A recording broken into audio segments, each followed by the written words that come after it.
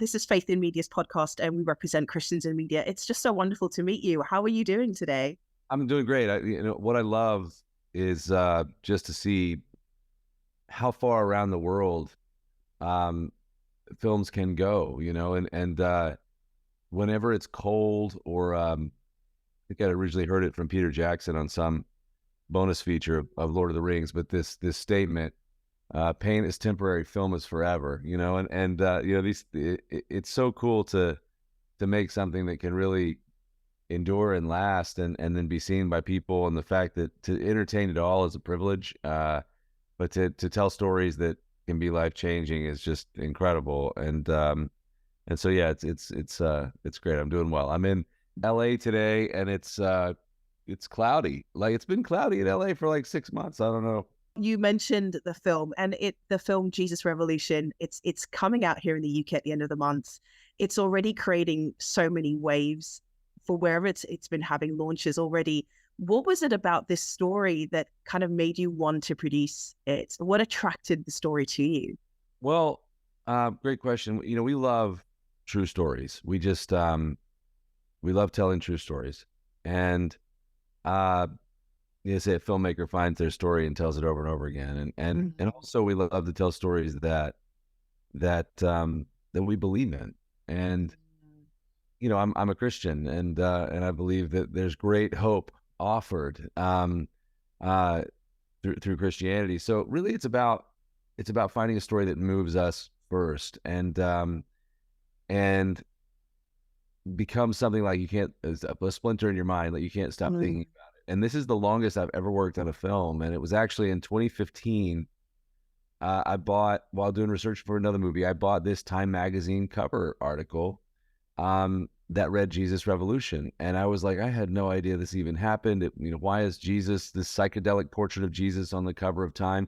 5 years prior, there was a Time magazine cover that was very bleak. It was the first cover of Time with no picture, and it just black background, red text, and it just said, "Is God dead?" 5 years later, here's Jesus on the cover of Time, and I'm like, what in the world happened? And so I bought the article on eBay, and because it's the only way you could read it at the time, and I read it, and I was just blown away by this spiritual awakening that was sweeping America, in a lot of places that at the time they would say that people that couldn't come to church, like hippies, and it was just happening in the most unlikely ways and in the most unlikely places, and it really was this surge of hope.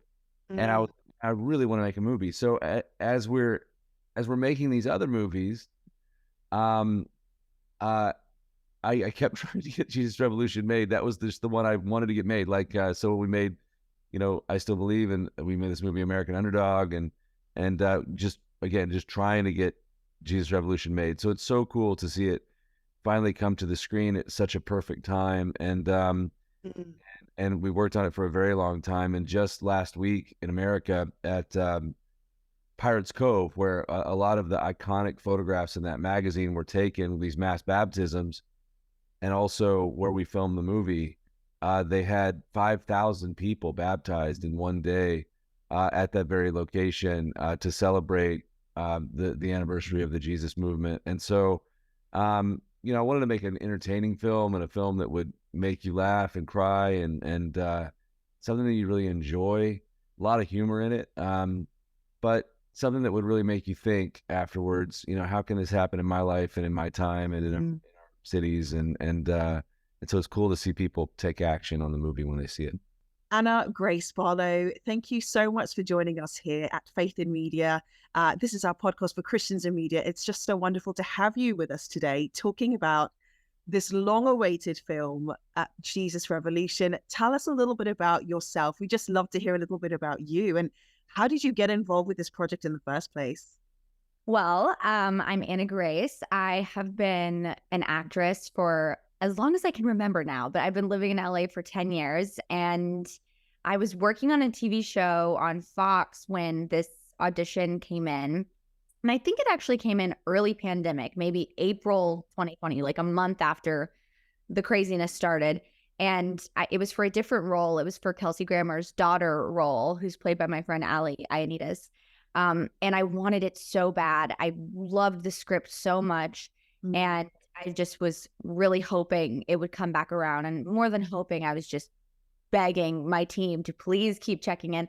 And I wound up going to do this other project, this TV show. And when it came back into my inbox, it was a different character. It was Kathy. And I was just so excited. And I will say it's one of those movies where the script was unbelievable and it translates to the screen just as beautifully as it read, which I don't think happens every time. And it was really, really exciting and such an honor to get to be a part of it. It sounds like a huge connection. And I wonder, do you feel that that happens regularly? I know you've got a wide range of experience with TV, with film now. And it sounds like the way that you're describing this connection with this script was kind of special. Is that regularly what happens? How did this kind of experience stick out for you in comparison to some of your other kind of experiences with work in TV? You know, you hear people say, like, I read it and I knew that it was going to Yeah. be mine and all this stuff. And I've always felt like the right things will come to me at the right time. And I've definitely felt that before, but I've also been told no a lot. You know, I felt really connected to things before, but this was, I remember specifically, I had a chemistry read with Joel, who plays Greg, on Zoom. And that was sort of the last step. And I knew it was the last step. And I think maybe before, when things were in person, I used to think if I can go last, that would be the best, so that I'm the last thing they remember. But for some reason, I woke up that morning and I was like, I'm going to get into this Zoom waiting room 30 minutes early. I want to be the first person in there. And that's what I got to go first. And I just had a feeling, I was like, I think that if I could like read first, that it would convince them that it should be me. I don't know why I had that thought, but that was sort of like it's a feeling kind of where you're like, Yeah. I don't know. But it was really, I did have a feeling about it. But I do also have feelings about things, just being honest all the time, where they're like, no, it wasn't you. And I'm like, oh, but I really felt that one. But this one was definitely so special. I think we came across one article that was describing a journalist from Variety. And apparently he gave the film a positive review, saying that the film is polished and persuasive without getting too preachy. I think that's a really tough balance to get. How did you manage to do that? Was that even the aim from the outset? You know, I feel that the virtues on which Christianity rests are universally appealing and needed and unifying when they're presented well. And, you know, this is a film about someone throwing their doors open to a group of people that they don't understand, that society would say that they couldn't interact with. And it's a story about finding hope at a very similar time. And so I think first and foremost, what I want to do is entertain. And that's my job, first and foremost. And the idea that anyone would come to a theater and watch our movies and groups of people, you know, I want to hold that sacred and really do everything in my power to do what I love to do when I go to the movies. You know, we go to the movies all the time. And as a family, my wife and I go, and I want to have a satisfying emotional experience and just be transported and entertained. Mm-hmm. So I want to do that first and foremost. And I want to create an experience that you'll love. But then I think in doing that, you can have opportunities to do so much more if you tell the right story. And I think things feel less maybe contrived when they're true stories and when they're done well. And the beauty of this is this really happened. I was talking to a Forbes reporter, he's a Jewish guy, and he said, you know, every rabbi in America needs to see your movie. It's a different context, but religious context, but we're having the same problem. Like, how do we cross this generational divide? How do we connect? How do we connect with our kids? How do we give these things that we hold so sacred and believe in to this generation? And we feel like we're failing, just like Kelsey Grammer did the movie. And so I think it's got universal themes, even though it's set within the world of a church and of Christianity. And I think it's a film that everybody can enjoy. However, I'm not ashamed to say that I've just come to deeply believe that another Jesus Revolution would be a good thing for America and for the rest of the world. And I hope that this movie starts that conversation. I think that's so true. I love how you describe that. And it's interesting if we were to reflect historically, the issues that you said that are universal, there also seem to be like the same issue from one generation to another. How do we bridge the divide between those that might appear kind of on the outskirts, and bridging that to a place of welcoming and acceptance within what Christ had to offer? Yeah. So like you're saying, let's hope that this film, and we fully are supporting it in terms of wanting to see that it's going to stir up another kind of desire to see that that's possible, especially when we see a lot of, I think, divisiveness, even in our day, just within society at large, let alone within the Christian community, right?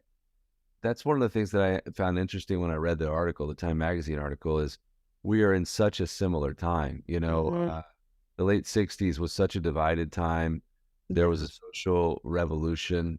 And but what it really, when you really dig, and there's a line of dialogue in the film that Jonathan Rumi, who plays Jesus in The Chosen, the TV show, and also plays Lonnie Frisbee in this film's amazing job. But he just said they're looking for God. Like there's this quest for God. And Wall Street Journal just wrote an article, and there's a couple studies. There's this sudden, measurable increase in spiritual curiosity in America and across the world. And I just think that we really are in a moment where, we've all been through this thing together, the last 3 years of dealing with a pandemic. And I think we're all asking, what's the meaning of life, and what's the purpose of life, and where is hope? And so I think there's something to really, there's a conversation that can happen here, and it's just a very similar time. And I think that what I love about the story is it's two groups of people that everyone said could never be in the same room together, joining in a movement together. And we could learn a lot from that. Now, this film really talks about, and I think appeals to, an idea that there's a generation that encounters a deep searching and a need for change. Do you feel this kind of resonates with what's happening in this generation, your generation? Yes, absolutely. I'm a little bit older than Kathy and Greg are in the movie. But I have siblings. I have little sisters who are right around this age. And I see it with their generation for sure. And there's a lot of searching and a lot of trying to figure out who you are. But I think every person goes through that. I think that this movie, and what was so beautiful about it was, with Kathy's journey specifically, is that the near-death experience of her sister is what really causes her to reckon with this faith and this, what are we all doing here? And I think that that's a lot of the time what happens for people and how they come to faith is through those tragedies and those experiences. So I definitely felt that was really interesting and an honor to get to tell that story. And so hopefully people can see the, purpose it brought Kathy and the purpose it brought Greg, and that people can come to faith before anything terrible happens, and that your life is better for it. I think you're so right. If we were just to reflect, there are just some kind of universal moments that happen in everybody's life at some point where I think you're kind of forced to take stock of, there are things that are so out of my control. And it looks like what you described, the situation with Kathy and her sister. For others, it might be something else that's equally as profound, but there is these moments. And I really love that you described that this film continues to champion, like, are you ready for your moment? Actually, this is an example of when this happened in history. And I know that will deeply kind of speak to people on some level. What are some of the other messages that you feel are kind of key that come through this film? I know Jonathan, I did a lot of interviews with John, and so I soaked up so much of what he says, because when he talks, it's like a sermon. But my favorite ones that he has said are unity, love, acceptance without judgment. Those are really the core values of the film, themes of the film. And I think it's just a message that everyone needs to hear, especially right now when we're so divided, the whole world so divided. So I just think that message is really beautiful and could create some bridges with people who are not feeling inspired to accept people outside of their comfort level right now, Is there something you can encourage others who would look at your example, look at what you've been able to do with such high excellence and standard, and to see the reception that it gets and where it sits within the world, very publicly and very embraced, I think. How would you encourage others that are kind of up and coming into that space? Well, what did Ryan Reynolds say? You can never do something well till you have the courage to do it badly for a little while. I would say that you have to start somewhere. Hmm. We have the great gift that I started in music videos, and even sports television before that. And so, a lot of times, Christians are so adamant about getting in the game of entertainment, they forget that even the Bible's full of long seasons of preparation for short seasons of influence. And Yeah. so really find a way to hone your craft and learn every day. And just, I think film is a discipline and a craft, and something to be honed over time, and just get a little better at what you do every day, and then serve the audience. It's not about us. We say it's about the people sitting in the seats and the experience they're having with the film, and Yeah. getting that right, and serving an audience, without in an unapologetic way. And so what we found is that when the Christian audience champions something, it creates this incredible zeitgeist phenomena, called FOMO, which is the fear of missing out. And then millions and millions of people come to the movie that would never otherwise have seen the movie. And then it goes around the world. So it really is about entertaining an audience and just getting better and better and better at what you do. And we have the, and seeing it as a journey, Yeah. seeing the idea of constant incremental improvement as a journey. And so, I go back and watch our prior films and or even my old music videos, and there's some good things. They're full of mistakes, but there was a process of just getting better and better at what you do. And the cool thing is, as the audience has embraced these films, and when you have a film like this, Mm. in America, before John Wick came out, be the highest grossing film for the studio Lionsgate since 2019, and do over $50 million in the box office, Wow. and which makes it wildly profitable. We're able to do more. And so your movie ticket really is your vote, and the more that we can support these films, the more of these films can be made, and the more that we can make them better and better, and make them bigger and bigger, so that they can be seen by more and more people. And so the audience has really had a huge part in getting a film like Jesus Revolution at this budget made, which is sort of a miracle. And so, but it's a journey. It's a 20 year. I remember my father bought me a camera with money he did not have when I was 16 years old. And he told Andy and I, he's always been our biggest fan, to dream bold, dream big, dream the impossible. Mhm. And then he said, give 20 years of your life to this. And that's how long it took. And so sometimes we vastly overestimate what we can do in the short term, Yes. vastly underestimate what we can do over the course of time with just a few habits, and a mindset of improvement. So it's not an overnight thing, but we are in a moment where God's doing a great work in Hollywood. There's a mini revolution on behalf of Christianity, and there's a lot of people that want to unify their skill with their values, and it's fun to be a part of it. I mean, that is such gems of wisdom there that you shared, especially I think in a young generation of up and comers that seem to have a very different kind of tempo with life. Their access to things is so much faster. That kind of instantaneous kind of rush sensationalism is kind of norm in current society. So you kind of emphasizing the value of time and process is really special to hear. Our last question to you today, Jon. It's been such a pleasure to have you here with Faith in Media, with Christians in Media. What encouragement could you give to our UK Christians who are occupying the spaces in media and the community there? Well, I love where Paul says of David in Acts, the book of Acts, that he served the purposes of God in his generation. And I love that concept that,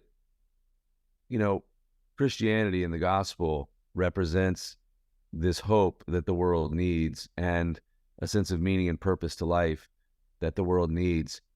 And it's fun to embrace the concept of owning your time. Like that never changes.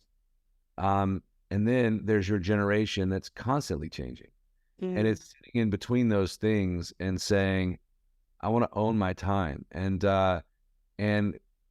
it's time to get after it, and mass entertainment is one of these wonderfully powerful mediums of telling a story, that we should be involved in. And historically, America's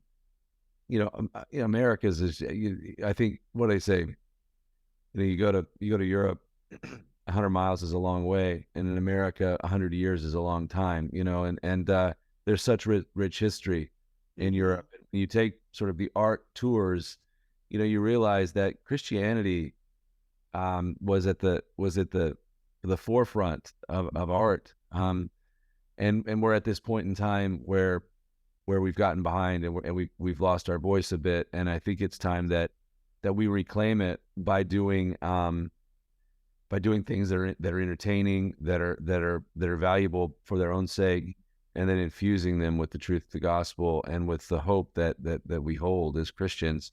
And I would just say the time is now. There's never been more opportunity. And if that calling is on your life, get in the game, and be willing and prepared to bleed in the arena a little bit and over a long course of time to learn. But it really is something that we should get involved in. And our hope is that this is the beginning of something, and there can be a new sort of renaissance of faith infused in the arts. And we can be a small part of seeing that emerge. But my hope is that this becomes a global movement very quickly, where just Christian artists all over the world can begin to express their art and infuse it with their faith and their values. A while ago, I was asked the question 13 years ago now, when I was a music video director. I was directing action sequences for a faith-based film, and for Sony. And the director of that said, "Jon, what's your purpose and the purpose of your work?" And I really couldn't answer the question, and couldn't stop thinking about it. It led to the moment that we're in now, and I would just say there's no vocationally, when you can hone a skill and then do it for a purpose bigger than yourself, there is nothing more fun. And so I would say get in the game if you feel that call, and it'll take longer than you think. It's hard, but it's worth it. And my hope is to be a part of that as it spreads around the world. Did your involvement within this film kind of impact you personally in any way, in terms of maybe your own faith, craft, and even maybe your outlook in life? It seems to be the kind of film that's one of those, historical, this is one for the books that you remember for a long time. We're so excited about its release here in the UK, close to the end of this month. So every time we've had conversations about it, we've had a chance to speak to Jon about it too. It feels like that kind of, watershed moment type of film. Did it impact you in any particular way personally? Oh, yes. The multiple levels, like the levels you mentioned. I'll start with the craft one. I mean, I think that as an actor, it is rare to get to play a real person, just period. And to be able to play a real person that is still here and that is accessible to you while you're working on the film. I know how rare that was, and I don't know that I'll ever get to do that again. And to be in the middle of a scene and Kathy is standing right there, and I can walk up to her and say, "What were you thinking when this happened?" And she can tell me her whole stream of consciousness. Like, that's really, really invaluable to have on a set. And I think that is why I think it came across so beautifully.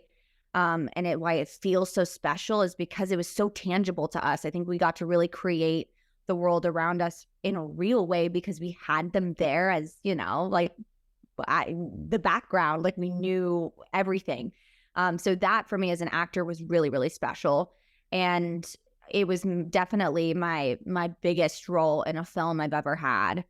So that was just a really fun challenge. And to get to play somebody that has this arc was really special. And it was so creative for me and for Joel. I know Jon Erwin, we got to rehearse this. You don't always get to rehearse films.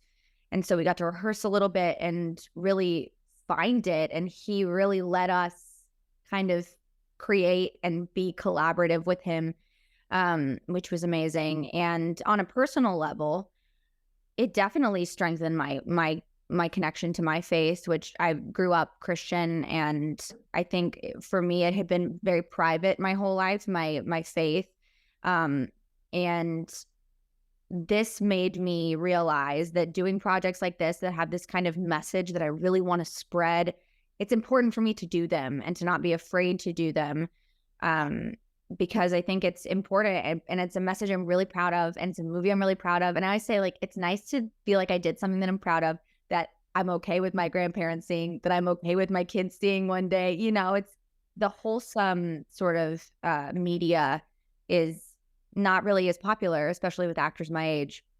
So I'm really glad to have done it and to be so proud of it and to want more projects like that. I think that is so incredibly encouraging once again. I think especially for anyone that comes across this conversation later on who might be up and coming within media or within acting or within the creative space, to see and hear someone like yourself of this young generation speaking about how, it can, our faith can look like in kind of a framework of excellence, and it can look like this on a very main stage, and we can be comfortable with it and be proud of what we stand for. It doesn't have to be, privacy is good, but it doesn't have to be hidden, which I think is a different thing between privacy and being hidden. And it's really encouraging to hear that from yourself. And I imagine it's going to inspire a lot of people as they kind of hear this film or see this film and hear these interviews as well. And so I've got to say, it's just been incredible watching the journey of Jesus Revolution so far. It's had so much success in the launches in different countries already. And we're just, as I said before, really excited about its launch here. What do you think, as a faith film, what do you think has created or contributed to just how successful it's been? It's not often that you hear faith films kind of within this positive, trajectory of like, it's actually like doing some serious ground. I mean, it's been very surprising. I will say I did not expect this at all. And I don't know if I mentioned this earlier, but when my mom wanted to buy a ticket after the premiere, she was like, "Oh, I'll go see it on the night it comes out." And then my big sister was sitting with us, and she was looking at movie times, and she was like, "Mom, I think it's sold out." Like at our home theaters, it was just totally packed for weeks every day. I just was not expecting that at all. So that has been such like a nice surprise. What I think makes it so different is that it's a good film. It's a great story. It's historical. Yeah. The production value is so beautiful. Everybody did such an amazing job. The clothes are great. The music is amazing. It's just the kind of movie that you watch and you're like, that's just a really great movie. So I think beyond it being a faith-based film, because people who want to see faith-based films are going to go see it. People who are interested in a really great movie, that's where you have the chance to kind of spread this message and to, get people into those seats and to get them listening is really, really what the great film part about this movie is. What is so exciting, because it can get people into the movie, is to hear it. It's very exciting hearing the impact that it's already having. And we're trusting the same here when it lands in the UK. And you mentioned that you play Kathy Laurie. She's a notable figure within the Christian world. She's a worship leader. What was it like playing her character? You mentioned how amazing it was to actually have her there kind of present as a go-to in the process of how you were kind of developing her character for a screen. But what was that like for you? What was that experience like? She's amazing. She's just the kindest, most supportive person. I think I had a lot of course, there's amazing things about playing a real person and having them there. There was pressure too. I wanted her to be happy with it. I wanted to do right by her. I kept asking her, like, did you like that? Are you happy with that? And she was like, yes. Oh my goodness. Yes. She was so supportive from day one. And I think she really loved the movie. And I think the best part about talking to her before was just, she's so open with the beginning of their relationship. And it's not rainbows and butterflies. They had to choose each other, and they had a really interesting start to their love story. And they're still, it's over 50 years now. It's a really incredible story to get to tell the very beginning of, is really special. And, you know, she was just so open with me, like, oh, I asked her what their songs were, what songs they liked. And she just was like, let me send you a text and send me like this long, like, I just made a playlist. I made a Kathy playlist. And she was just so open and so supportive and encouraging and just as great as she seems, honestly. That's absolutely amazing. I think many actors would dream of having an experience like that with someone that they're playing. I definitely felt the depths of that when you mentioned the pressure that that must have felt when you know that you want to do justice to this person, their legacy, what they're leaving behind. I'm impressed that you were able to keep very level-headed and focused during that moment. So kudos to you on that one. Well, she made it easy. She made it easy. She was so, so nice and supportive and made it, you know, very comfortable. I love that. That is incredible. So we're kind of wrapping up here. I don't want to take too much of your time, but how would you hope, as we kind of go to come to a close to the end of this interview, how would you hope that this film is going to touch its audiences, particularly here in the UK? I imagine the US has its own culture, their own kind of engagement with this very, very historical moment within their history. But how would you hope that it touches the audiences here? You know, I think in the same way, I hope that it touches audiences there in the same way that it touched the audiences here who had no idea that this happened in our history. I hope that people are uplifted by it. I hope that they feel, you know, inspired to go out and connect with people and tell people about it, bring people to see it. I think that was something I saw here that was so special and interesting was people were seeing it, they were inspired, and they were bringing people to go see it with them. And it became sort of a community of people that were going to see the movie and were worshiping at the movies and were connecting with each other. And I think that that being such a big theme of the movie, I just really hope that that's what everybody gets out of it across the world that gets to see it. But I'm really excited. Obviously, like I said, I had no idea it was going to be such a thing here. So I have no expectations. I just hope people like it if they go see it. And we absolutely believe and pray that they will. Anna, Grace, this has been such a pleasure to have this conversation with you. Thank you for being with us here at Christians in Media and on our podcast, Faith in Media. And we're wishing you absolutely everything of the best. And of course, the Jesus Revolution, I think revolution that it's a re-revolution that it's having right now. So thank you so much for being with us and God bless. Thank you so much for having me. Thank you.